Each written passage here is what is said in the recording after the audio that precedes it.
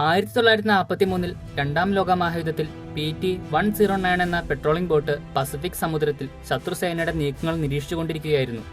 എല്ലാം ശാന്തമായി നിന്നിരുന്ന ആ സന്ദർഭത്തിൽ പെട്ടെന്നാണ് ഒരു ജാപ്പനീസ് യുദ്ധക്കപ്പൽ PT-109 എന്ന അമേരിക്കയുടെ പെട്രോളിംഗ് ബോട്ടിനെ ഇടിച്ചു തകർക്കുന്നത്. ഈ ഇടിയുടെ ആഘാതത്തിൽ 2 സൈനികർക്ക് ജീവനഷ്ടമായി.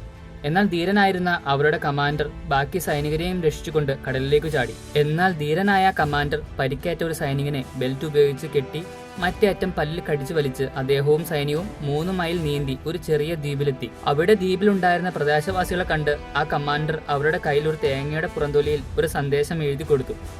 ദ്വീപിലുള്ളവർ ശത്രുസേനയുടെ കണ്ണു വെട്ടിച്ച് ഈ സന്ദേശം അമേരിക്കയുടെ സഖ്യസേനയുടെ കൈകളിലെത്തിച്ചു. പിന്നീട് 6 ദിവസം കഴിഞ്ഞാണ് സഖ്യസേന വന്ന് കമാൻഡറെയും സൈനികരെയും രക്ഷിക്കുന്നത്. ആ ധീരനായിട്ടുള്ള കമാൻഡറാണ് പിന്നീട് അമേരിക്കയുടെ 35ാം പ്രസിഡന്റ് ആയിട്ടുള്ള ജോൺ എഫ് കെന്നഡി. അദ്ദേഹം അമേരിക്കയുടെ പ്രസിഡന്റ് ആയിരിക്കുമ്പോൾ പോലും ഓഫീസിലെ മേശപ്പുറത്ത് അന്ന് തേങ്ങയുടെ പുറന്തൊലിയിൽ എഴുതിയ ആ സന്ദേശം സൂക്ഷിച്ചു വെച്ചിരുന്നു.